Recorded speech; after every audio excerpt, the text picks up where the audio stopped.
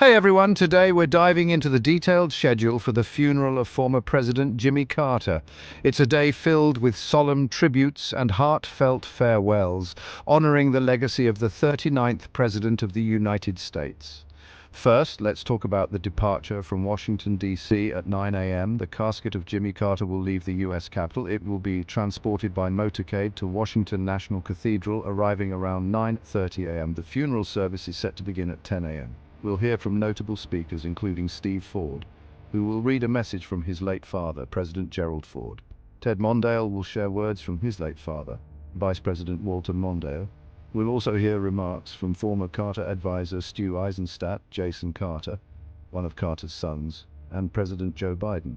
By 11:15 a.m., the remains of President Carter and his family will leave the cathedral for Joint Base Andrews.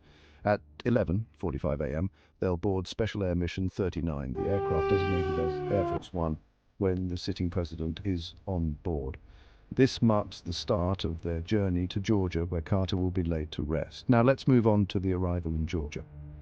Special Air Mission 39 is scheduled to land at Lawson Army Airfield at Fort Moore, Georgia at 2 p.m. Upon arrival, there will be a ceremonial transfer to a hearse. The motorcade will then head to Plains, Georgia, arriving at Maranatha Baptist Church around 3:30 p.m.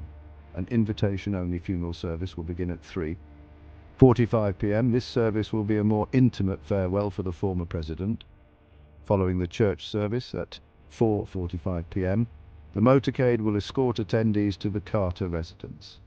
This carefully planned sequence of events ensures a respectful and dignified return to Carter's home state. Finally, let's talk about the last services in Plains.